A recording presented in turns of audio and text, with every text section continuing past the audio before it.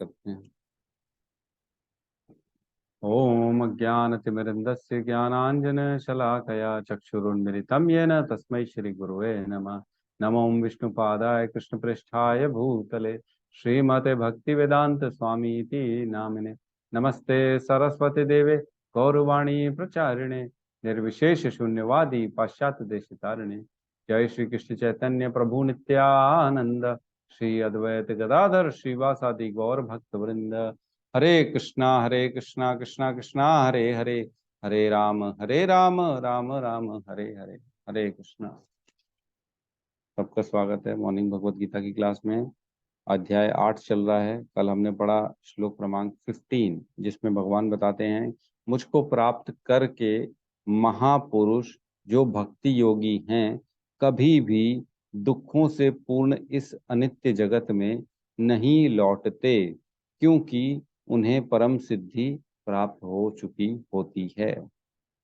तो हम अभी जिस टॉपिक पर डिस्कशन कर रहे हैं वो है अंत काल में किसका स्मरण करना चाहिए। इसी का आंसर दे रहे हैं भगवान। आखिरी आखिरी में जिस समय प्राण छूटते शरीर से, उस समय स्मरण करने का कितना इम्पोर्टेंस है। तो सारा जीवन जब हम प्रयास करते हैं तब ही अंत काल में हम वो चीज कर पाते हैं, अदरवाइज हम नहीं कर पाते हैं। क्योंकि अंत काल में हमने पढ़ा कि बहुत तकलीफ होती है। जिस प्रकार 40,000 बिच्छू एक बार एक समय में हमको डंक मारे, उतना दर्द होता है हमारे को।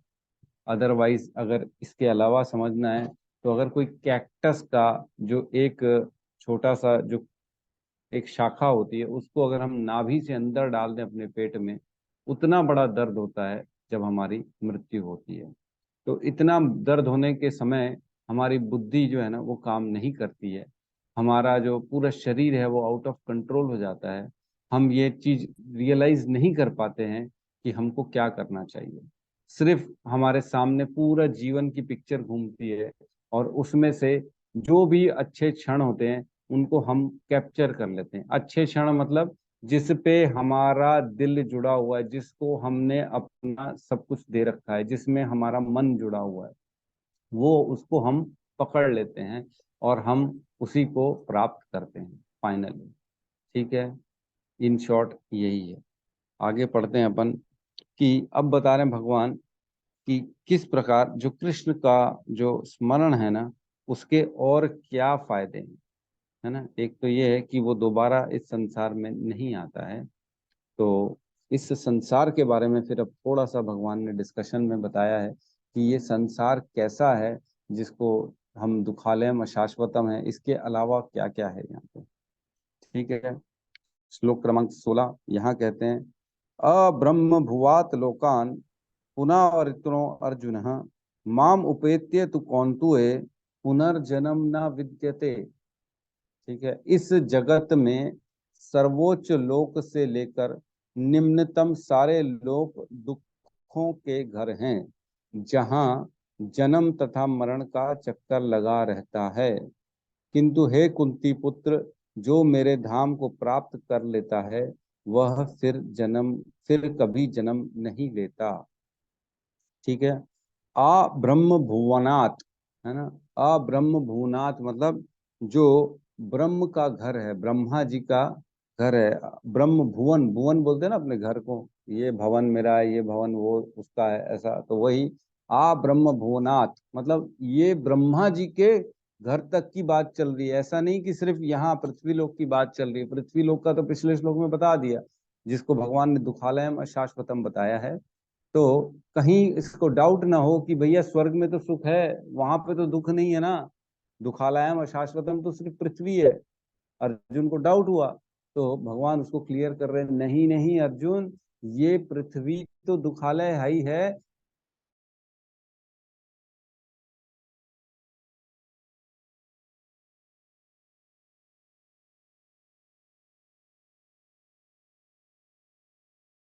तुम्हारा इस संसार में किसी भी लोक में तुम्हारा जन्म नहीं होगा। आ ब्रह्म भूनाथ लोका पुनावृतनो अर्जुन, पुनावृतो मतलब दोबारा इस संसार में नहीं आना पड़ेगा, चाहे ब्रह्मा जी के लोक तक की बात क्यों न की जाए। नीचे से लेके ऊपर तक 14 लोकों का वर्णन है। इन 14 लोक में कहीं पे भी तुम्हारा दोबारा पुनः आवृतनो अर्जुन दोबारा आना नहीं पड़ेगा। माम उपेत्य तू कौन तुए। तो पिछले श्लोक की भी पहली लाइन माम उपेत्य थी, अभी इस श्लोक की सेकंड लाइन माम उपेत्य है। Same to same. माम उपेत्य मतलब मुझको प्राप्त करके, है ना। पिछले श्लोक में बताया मुझको प्राप्त करके पुनर्जन्म नहीं होगा इस संसार में। अब बता रहे हैं कि इस पूरे संसार में जो ब्रह्मा जी के लोक तक जो पूरे लोक है 14 लोक, उनमें मुझको प्राप्त कर लेगा तो उसमें कहीं पे भी आना नहीं पड़ेगा। न माम उपैत्य तु कौन तुए पुनर्जन्म न विद्यते। 14 लोकों में कहीं पे भी तुम्हारा दोबारा जन्म नहीं होगा। तो कौन बताएगा 14 लोक कौन कौन से होते हैं? है याद है?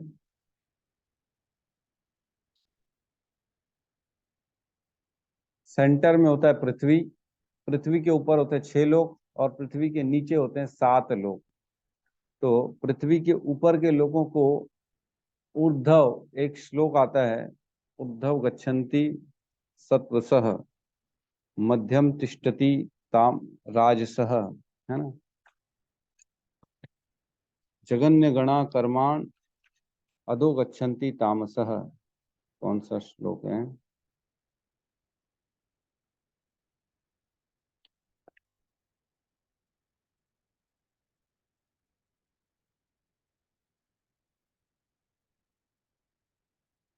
ये मेरे ख्याल से 13 में है क्या?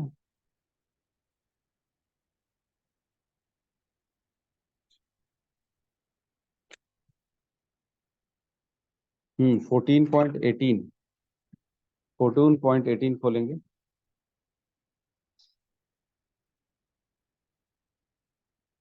14.18 पेज नंबर 501। इसमें कहते हैं ऊर्ध्व गच्छन्ति सत्वस्तः मध्ये तिष्ठन्ति राजसः जगन्य गुण्य गुण्य वृत्ति स्था अधो गच्छन्ति तामसः।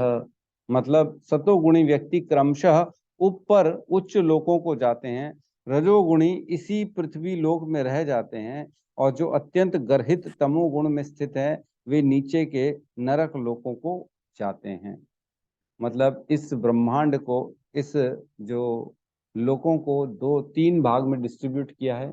एक नीचे के लोक और एक मध्य में जो पृथ्वी लोक है, और एक ऊपर के लोक, है ना।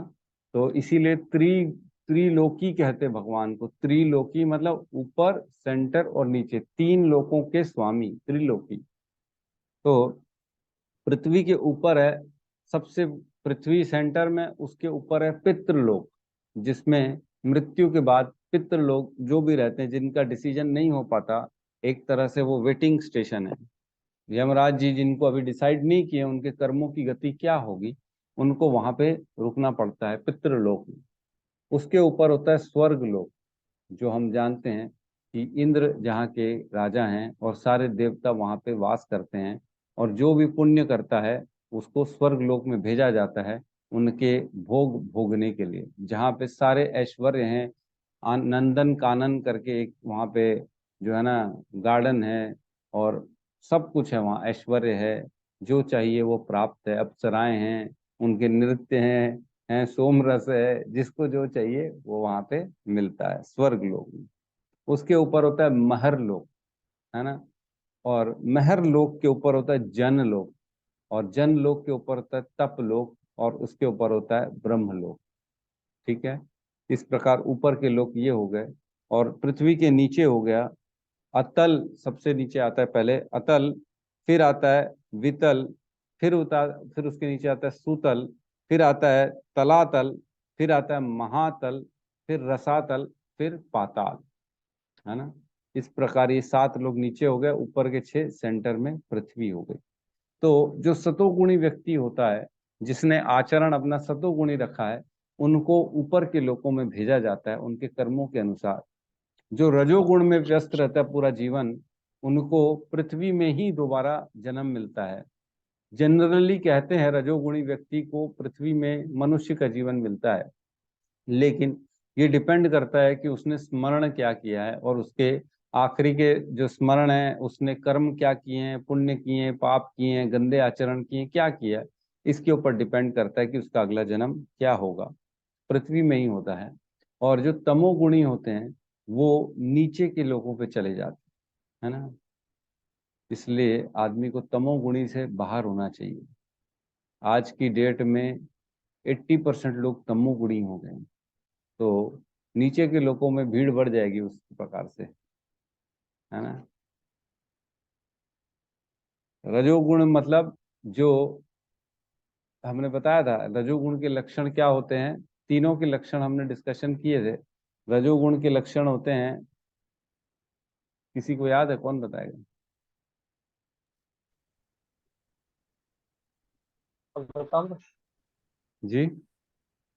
रजोगुण की तमोगुण का बोलता पड़ी। रजोगुण के लक्षण। रजोगुण के उसका हाँ।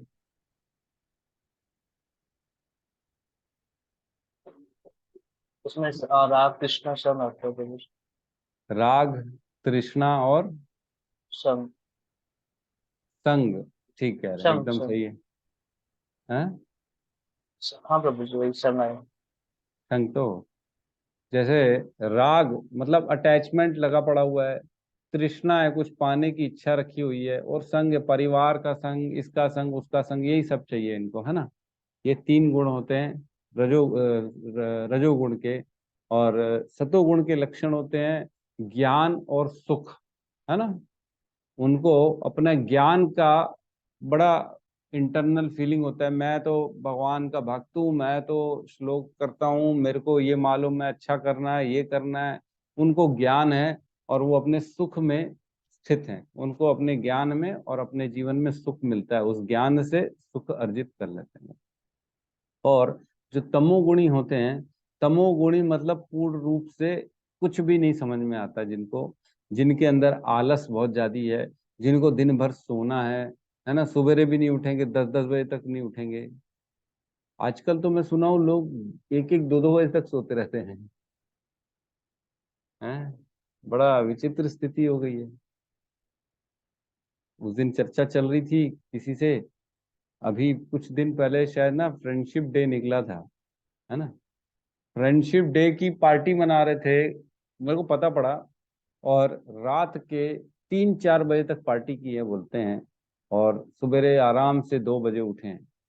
तो ये तो हाल हो गया है आजकल के लोगों का, पूर्ण रूप से तमोगुणी हो रहे हैं, है ना।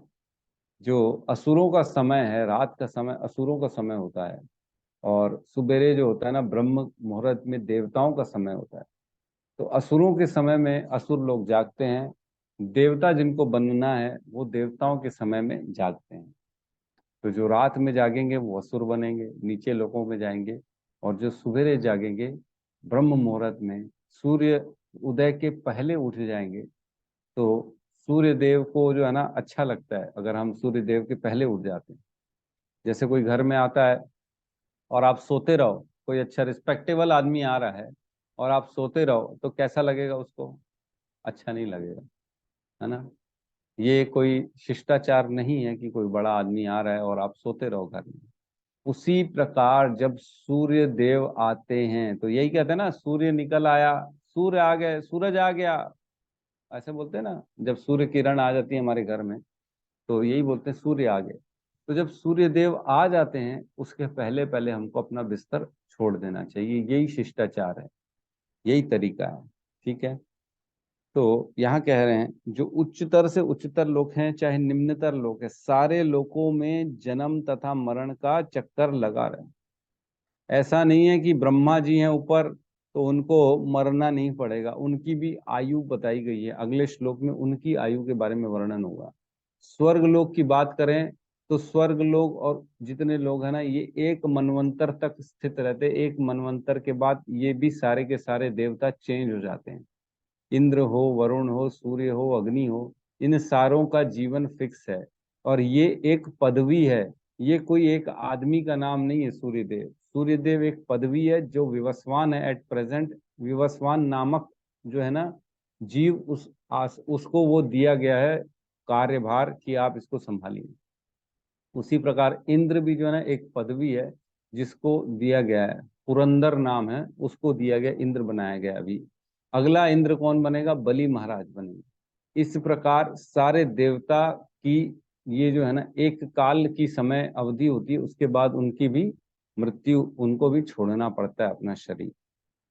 ठीक है, लेकिन भगवान कह रहे हैं जो मेरे धाम को प्राप्त कर लेता है वो कभी भी इस दोबारा इस अनित्य जगत में नहीं आता। तो कुल मिला के सबसे बड़ा सच जो है वो मृत्यु है ना। मृत्यु से बढ़कर कुछ भी नहीं है, लेकिन लोग मृत्यु के बारे में बात तक नहीं करते। और किसी के घर में बोल दो ना, अरे पागल हो क्या, बोले ऐसी कोई बात करता है कि नहीं नहीं, ऐसे मुंह से शब्द मत निकालो, मरना है, एक दिन मर जाएंगे, एक दिन जाना है, तो उसकी बात भी नहीं करते। बात भी नहीं करते तो तैयारी नहीं होती।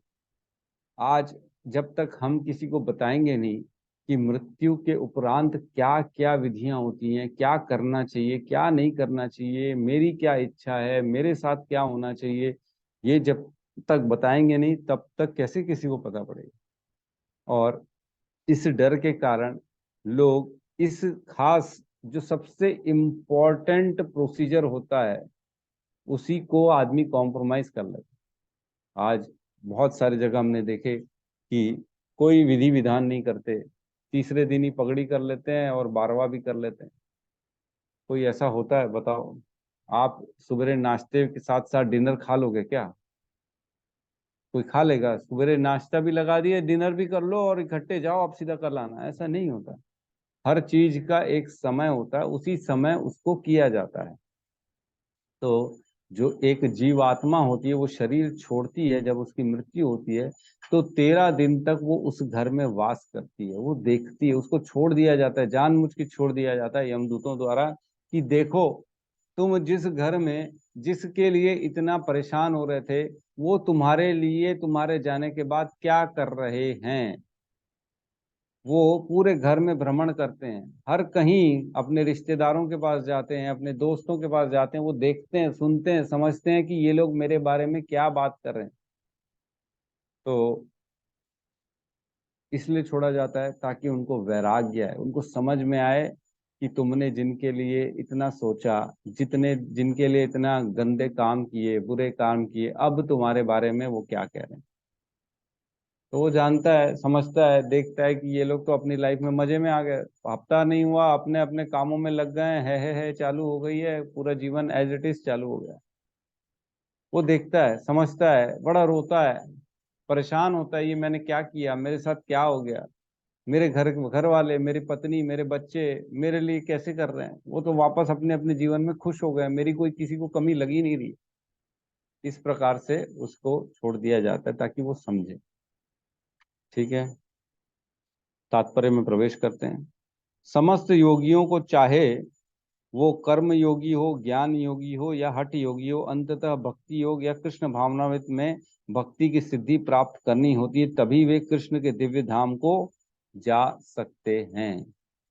हमने पहले भी डिस्कशन किया कि जितने भी योग होते हैं ना, निष्काम कर्म योग और तुम्हारा ज्ञान योग, ध्यान योग, इनमें जब तक भक्ति नहीं मिलेगी तब तक आप भक्ति योगी नहीं बन सकते हो, तब तक आपको उद्धार नहीं होगा, मुक्ति नहीं मिलेगी, है ना। तो कृष्ण भावना में जब तक नहीं होगा तब तक भगवान के धाम में हम नहीं जा सकते। किंतु जो सर्वोच्च भौतिक लोकों अर्थात देव लोकों को प्राप्त होता है उनका पुनर्जन्म होता रहता है। चाहे आप क्यों ना स्वर्ग लोक चले जाओ, महर लोक चले जाओ, जन लोक चले जाओ, आपका दोबारा जन्म होगा, है ना। उसमें जन्म मृत्यु के चक्र से ये पूरे के पूरे 14 लोकों का छुटकारा नहीं है, ऊपर से नीचे तक सबकी मृत्यु होती है। इस प्रकार इस पृथ्वी के लोग सर्वोच्च लोकों को जाते हैं, उसी तरह ब्रह्म लोक, चंद्र लोक तथा इंद्र लोक जैसे उच्चतर लोगों को लोकों से लोग पृथ्वी पर गिरते रहते हैं। छांदोग्य उपनिषद में जिस पंच अग्नि विद्या का विधान है उससे मनुष्य ब्रह्म लोकों को प्राप्त कर सकता है, किंतु यदि ब्रह्म लोक में वह कृष्ण भावनाविद का अनुशीलन नहीं करता तो उसे पृथ्वी पर फिर से लौटना पड़ता है ना।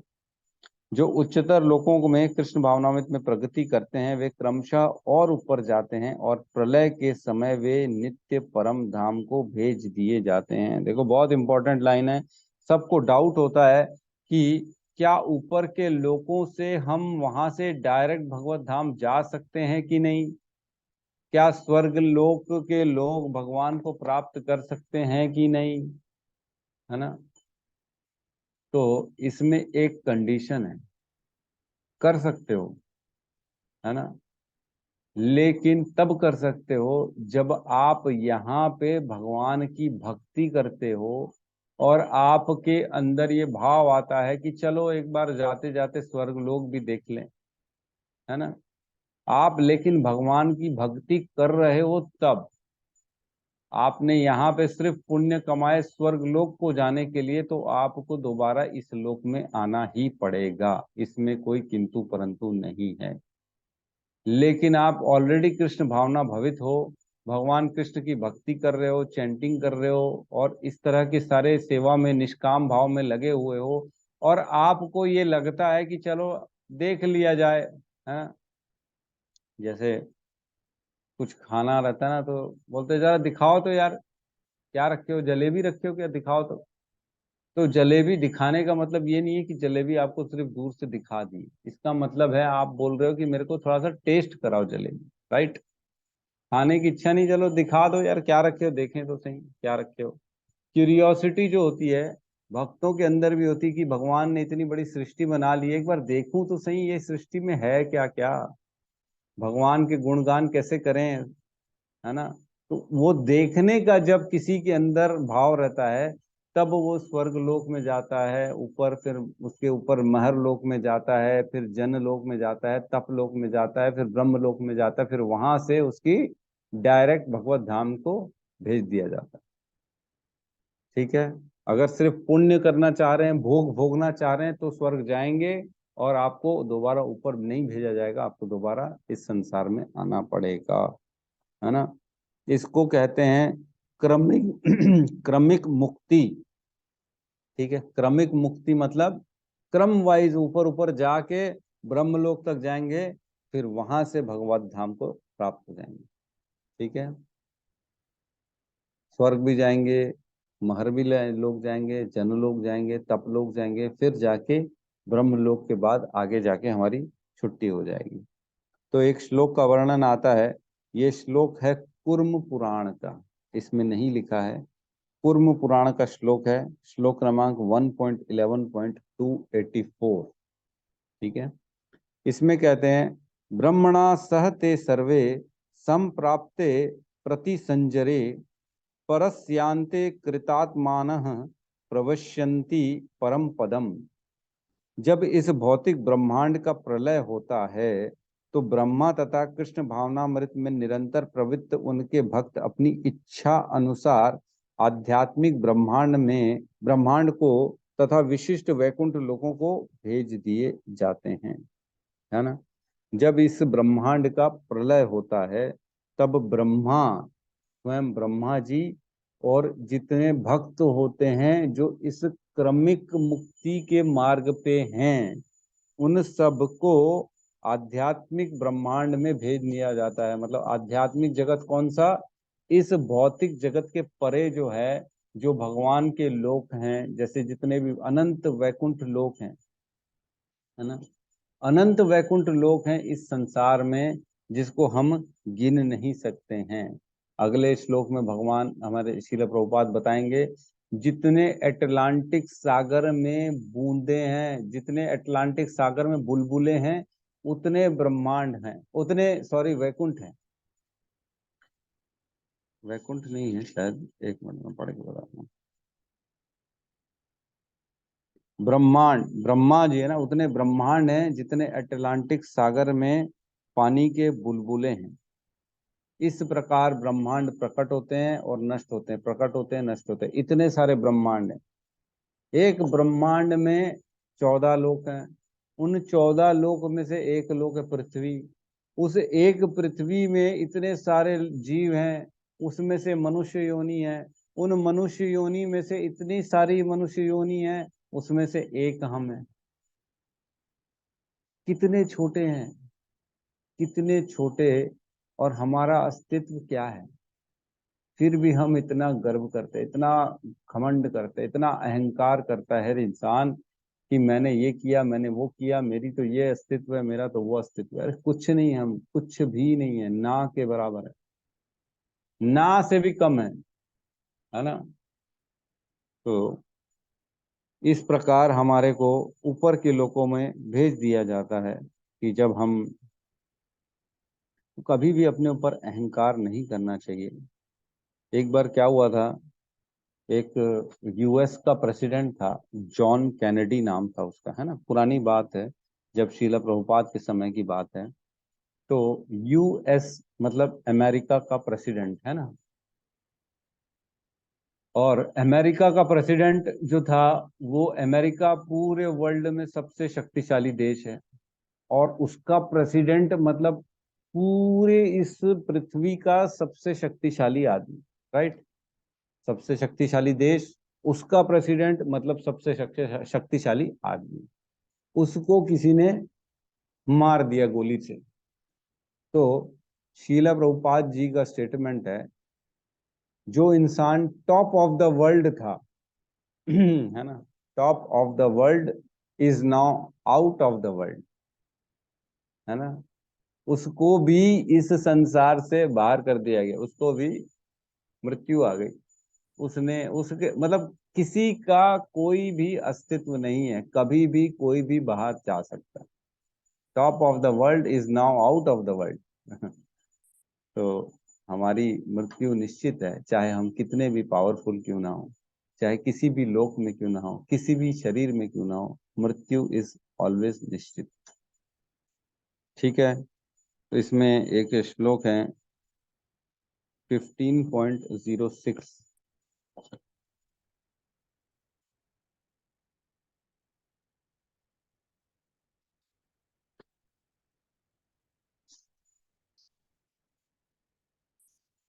15.06 इसमें लिखा है, न तद्भास्यते सूर्यो न शशांको न पावक यद गत्वा न निवर्तन्ते तद धामम परमम मम। वो धाम मेरा जो है, वहां पे न सूर्य है, न चंद्रमा है, न अग्नि है। वो मेरा धाम जो है, वहां जाने के बाद दोबारा नहीं आया जाता। यद गत्वा न निवर्तन्ते तद धामम परमम मम, और वो परम धाम है, टॉप मोस्ट धाम है वो, जो कि मेरा धाम है। ठीक है। और एक श्लोक आता है 13.29, इसमें कहते हैं,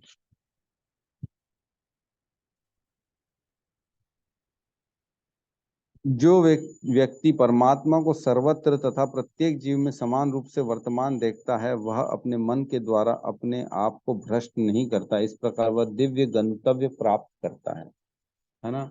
तो दिव्य गंतव्य मतलब भगवत धाम की प्राप्ति कैसे की जा सकती है। तो इसमें बताया कि जो भगवान को सर्वत्र तथा हर एक जीव में समान रूप से वर्तमान देखता है, वह अपने मन के द्वारा अपने आप को भ्रष्ट नहीं करता, और तभी वो दिव्य लोक में जा सकता है, भगवान के लोक में, वैकुंठ लोक में तभी जा सकता है जब ये दोनों उसके अंदर क्राइटेरिया होंगे। ठीक है। किसी का कोई डाउट है तो ले सकते हैं, कुछ कहना चाहता है कोई तो ठीक है, नहीं तो नेक्स्ट टॉप में प्रवेश करते हैं।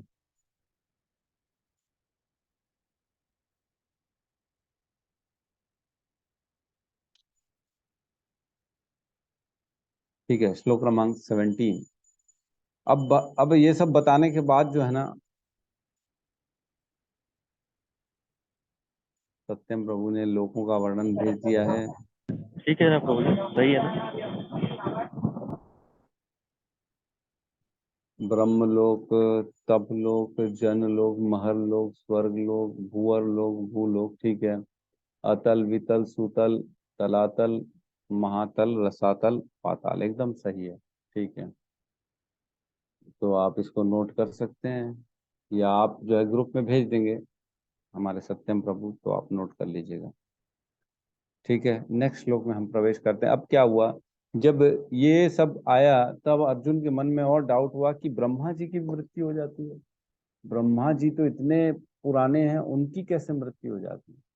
तो अब भगवान उसके बारे में चर्चा करते हैं कि कौन से लोकों में कितना समय और कितनी काल अवधि चलती है। ठीक है, नेक्स्ट श्लोक में बताते हैं, सहस्त्र युग पर्यंतम अहयत ब्रह्मणा विदुः रात्रि युग सहस्त्राणाम सहस्त्र अंतम ते अहो ते अहरात्र विदय जना। मानवीय गणना के अनुसार 1000 युग मिलकर ब्रह्मा का एक दिन बनता है और इतनी ही बड़ी ब्रह्मा जी की रात्रि भी होती है।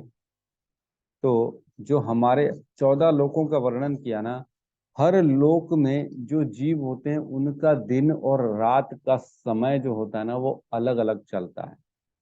हमारा दिन जो होता है 12 घंटे का और हमारी रात्रि जो 12 घंटे की होती है ना, वो एज इट इज हमारे एक दिन में जरूरी नहीं है ऊपर के लोगों का भी एक ही दिन निकले। ऊपर के लोगों में एक दिन में हो सकता है हमारे कई वर्ष निकल जाएं और हो सकता है कई युग निकल जाएं। ठीक है, ये अलग अलग लोगों का अलग अलग समय की अवधि चल रही है। तो यहाँ बता रहे हैं मानवीय गणना के अनुसार 1000 युग मिलकर ब्रह्मा का एक दिन बनता है और इतनी ही बड़ी ब्रह्मा जी की रात्रि भी होती है। तो एक चतुर्युग मतलब एक जिसमें कलयुग भी आ गया, एक द्वापर युग भी आ गया, एक त्रेता युग भी आ गया और एक सतयुग आ गया। ठीक है, सबसे पहले सतयुग आया, फिर उसके बाद आया त्रेता युग, फिर आया द्वापर युग, फिर आया कलयुग। इस प्रकार एक चतुर्युग पूरा जो है चला। फिर अब कलयुग के अंत के बाद दोबारा सतयुग आ जाएगा। ठीक है, फिर सतयुग आया, फिर त्रेता युग आएगा, फिर द्वापर आएगा, फिर कलयुग आएगा, कलयुग फिर खत्म होगा, फिर दोबारा सतयुग आएगा, फिर त्रेता आएगा, फिर द्वापर आएगा, फिर कलयुग आएगा। तो कई लोगों का डाउट होता है, प्रभु जी पहले सतयुग आया तो उसके बाद द्वापर द्वापर आना चाहिए ना, टू द्वा मतलब टू सेकंड उसको आना चाहिए, त्रे मतलब तीसरा थर्ड वो आना चाहिए, फिर कलयुग आना चाहिए। तो इसका ऐसा नहीं है, इसमें फंडामेंटल ऐसा है कि जो कलयुग की समय अवधि है वो है 4,32,000 साल, है ना। एक कलयुग 4,32,000 का सालों का होता है और उसका डबल जिसको द्वापर कहा जाता है, कलयुग का डबल द्वापर, है ना। द्वापर में इसकी डबल गणना होती है, 8,64,000 साल का द्वापर हो गया। और त्रेता मतलब 3 टाइम्स ऑफ कलयुग, कलयुग इंटू 3, मतलब कलयुग में 4,32,000 साल है तो त्रेता युग में आ जाएगा 12,96,000 साल।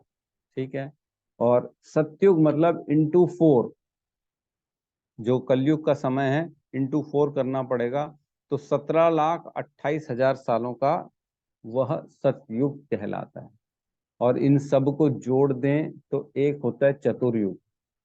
तो एक चतुर्युग में कितना समय होता है, 10 कलयुग के बराबर का समय हो जाता है एक चतुर्युग में। तो मतलब कलयुग हो गया 4,32,000 साल इंटू 10, 43,20,000 सालों का एक चतुर्युगी होता है। ठीक है, नोट कर लिया अपन ने। तो 43,20,000 सालों का एक चतुर्युगी होता है और इतने 1,000 निकल जाने में ब्रह्मा जी का एक दिन होता है ना। एक चतुर्युगी जो है ना, 1,000 चतुर्युगी मिलके ब्रह्मा जी का एक दिन बनता है और इतनी ही ब्रह्मा जी की रात्रि होती है। 43,20,000 साल का एक चतुर्युग इंटू 1,000, ये ब्रह्मा जी का एक दिन है जिसको 12 घंटे बोलते हैं ब्रह्मा जी के। और इतनी ही ब्रह्मा जी की रात्रि होती है। तो कितना बड़ा फिगर है नहीं, हम लोग तो सोच ही नहीं सकते हैं, हमारी तो उसके सामने क्या बखत क्या है, हम हैं क्या इतने बड़े अवधि के सामने, हमारा तो कुछ है ही नहीं। तो ऐसे ही होता है, जो पृथ्वी है जितना जितना ऊपर जाएंगे उतना उतना टाइम स्लो होता चला जाएगा। जैसे पृथ्वी का दिन है और हमारे ऊपर जो है ना पितृलोक, पितृलोक में जो होता है, हमारे यहाँ का 1 साल, वहां का 1 दिन होता है ना। ठीक है, जैसे पितृलोक और जो है ना,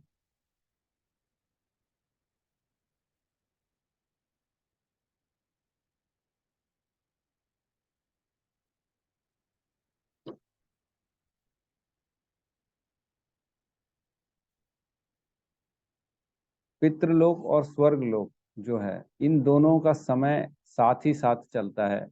जैसे कि हमारा 1 साल हो गया, वहाँ का 1 दिन, हमारे जो 6 महीने उत्तरायण के होते हैं ना, वहाँ पे दिन होता है, और 6 महीने दक्षिणायण के होते हैं ना, वहाँ पे रात्रि चलती है।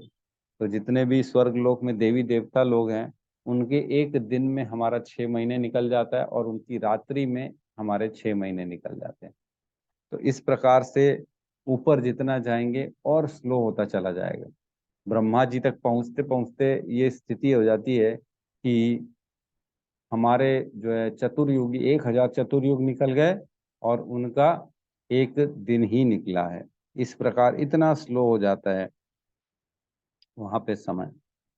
तो बता रहे हैं कि जो कलयुग है, कलयुग में कलह का युग है। अधर्म, अज्ञान और पाप का प्रधानता रहती है इस युग में।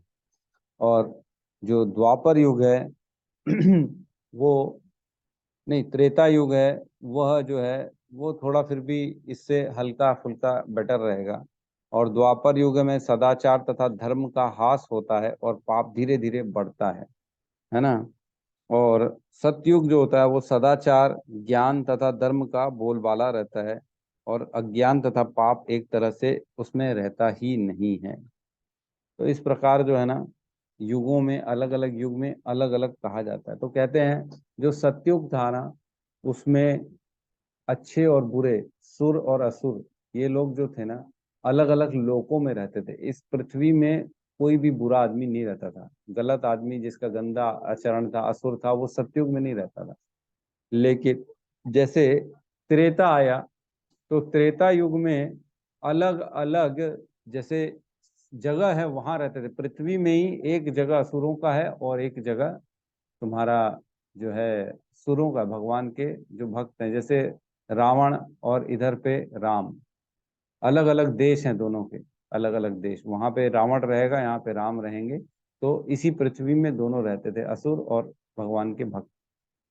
फिर द्वापर आया, तो द्वापर में एक ही परिवार में दो भाई के समान हो गए, एक असुर और एक भगवान का भक्त, है ना। तो जैसे दुर्योधन और अर्जुन दोनों भाई हैं, और एक ही परिवार में हैं, लेकिन एक जो है ना असुर है, और एक अच्छा भक्त है। और कलयुग आते आते अब एक ही इंसान के अंदर ही असुर भी है और भगवान का भक्त भी है। दोनों एक ही इंसान में, कभी कभी वो असुर तरह का प्रवृत्ति कर जाता है, कभी कभी तो भक्त टाइप का आचरण करता है। तो इस प्रकार धीरे धीरे धीरे धीरे ये इतना मिश्र हो गया, मिक्स हो गया असुर हमारे अंदर, कि अब हमारे शरीर के अंदर प्रवेश कर चुका है। तो अब इसको मारने के लिए क्या करना पड़ेगा। पहले तो बाहर रहते थे, तो उसके लिए भगवान से विग्रह की पूजा पाठ करके भगवान को बोलते थे कि जाओ इनको मार दो। अब तो हमारे अंदर रहता है, तो हमको क्या करना पड़ेगा, अब भगवान का नाम का जप करना पड़ेगा, तब हमारे अंदर से ये असुर बाहर निकलेगा। अदरवाइज हमारे अंदर ही रहेगा और हमको पूर्ण रूप से हमारा नाश कर देगा। ठीक है, तो इसका हम तात्पर्य कल पढ़ेंगे। और भी इसमें काफी सारी चीजें हैं जो हम कल पढ़ेंगे। कल्प होता है, प्रलय होता है, और श्रीमद् भागवतम 3.11.18 से लेके 33 तक पढ़ लेंगे, तो हमारे को कल डिस्कशन करने में और आसानी होगी। ठीक है, 3.11.18 से लेके 33 तक इसको अगर पढ़ लेंगे, तो कल आप लोगों के लिए आसानी होगी क्लास को समझने में। ठीक है, तो इसके तात्पर्य में कल प्रवेश करेंगे, इसका डिस्कशन करेंगे, फिर आगे के श्लोकों में बढ़ जाएंगे हम। किसी का कोई डाउट हो, कुछ कहना हो, कंफ्यूजन हो, तो बिल्कुल कह सकते हैं। हरे कृष्ण प्रभु। जी प्रभु जी, हरे कृष्णा। हाँ प्रभु जी, जैसे अभी कलयुग चल रहा है तो ज्यादातर लोग कौन से लोक में जाते होंगे?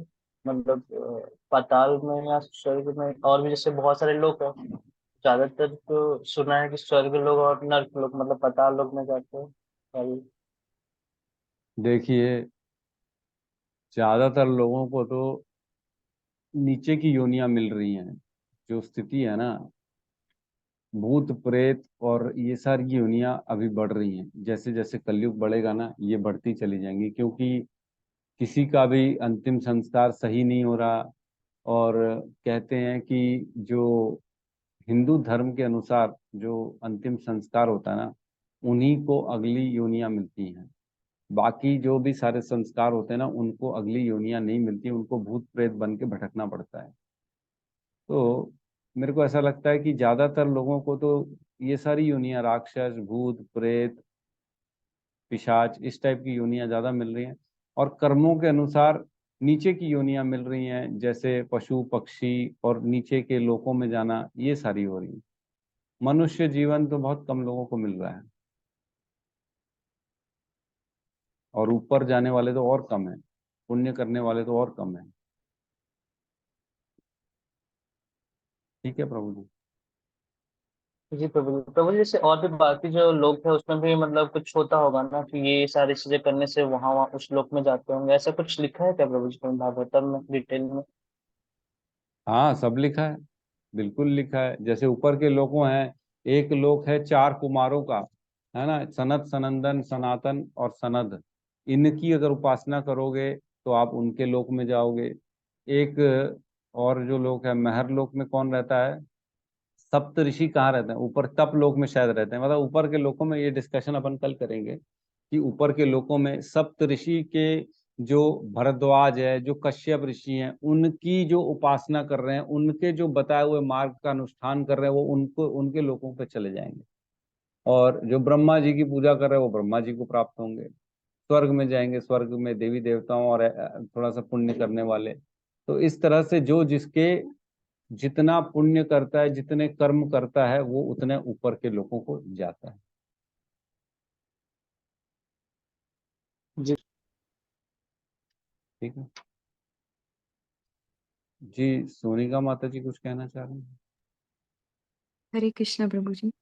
प्रभु जी, जी। जैसे जो लोग ऊपर के लोगों में होते हैं, क्या वो भक्ति कर सकते हैं? अगर देखो। उनको जैसे पता होता है हम्म, कि भक्ति करने से ही आगे ये हम और ऊपर जा सकते हैं, तो वो अगर चाहे तो वो कर सकते हैं क्या? नहीं, चाहे तो नहीं कर सकते हैं, लेकिन अगर भक्ति करते करते ऊपर जा रहे हैं तो जा सकते हैं। तो इसका कल डिस्कशन है, ये वाले पॉइंट पे। बहुत अच्छा क्वेश्चन पूछा माता जी ने। और कल दोबारा एक बार अगर रिमाइंड करा दीजिएगा, अगर मेरे से बताना भूल गया, तो अपन कल इस टॉपिक पे जरूर चर्चा करेंगे।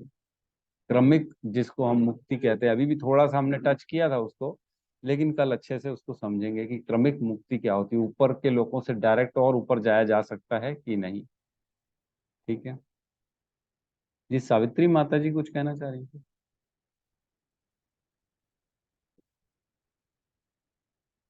ऐसी हैंड रेज है उनका, बिगिनिंग से। ठीक है, ठीक है। तो एक बार मुर्मू पुराण वाला दोबारा से श्लोक बोल दीजिए। कौन लोग सा के लिए श्लोक? एड्रेस किया था प्रभु जी, पेन डाउन करने नहीं आता अच्छा अच्छा, इसलिए ठीक पढ़ा है, है। ठीक है, ठीक है, कोई बात नहीं। क्या कह रहे हैं सत्यम प्रभु? प्रभु जी, मुर्मू पुराण का एक श्लोक बता रहा था।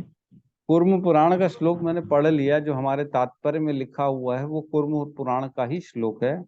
जो अभी ने पढ़ा ना, ब्रह्मणा सहते सर्वे संप्राप्ते प्रति संजरे, ये वाला जो हमारे अनुवाद में एक श्लोक है लिखा हुआ है तात्पर्य में, वो कूर्म पुराण से लिया है प्रभुपाद ने। यहाँ पे वर्णन नहीं है कि कौन से कहाँ से लिया, इसलिए मैंने बता दिया। ये कूर्म पुराण 1.11.284 श्लोक नंबर।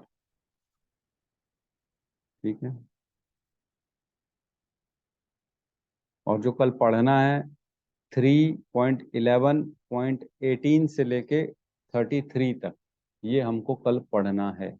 मतलब आप लोगों को पढ़ के थोड़ा सा तैयारी करनी है, ताकि इजी हम समझ लें। ठीक है। हरे कृष्णा प्रभु जी। मेरे हरे पास बुक नहीं है, सत्यम प्रभु जी डालते वही पढ़ती हूँ, पढ़ लेती हूँ। हाँ जी जी बिल्कुल। वो डालते जाते हैं तो पढ़ लेती हूँ, मैं उससे पढ़ लेती हूँ। हमारे सत्यम प्रभु सबका ख्याल करते हैं, जी प्रभु जी। रिवीजन भी डाल देते हैं, सबको याद क्या करना है, क्या रेफरेंसेस हैं, क्या होमवर्क है, सब डाल देते हैं। बहुत बहुत ताकि- धन्यवाद उसका, मेरे लिए, मेरे खास करके मेरे लिए तो बहुत सुविधा हो जाता है। बुक ही नहीं है प्रभु जी। हरे ठीक है। हरे कृष्ण। ठीक है, तो यहाँ क्लास को हम क्लोज करते हैं, सब मिलके हरे कृष्ण महामंत्र का जाप कर लेते हैं। अनम्यूट कर लीजिए सारे के सारे लोग।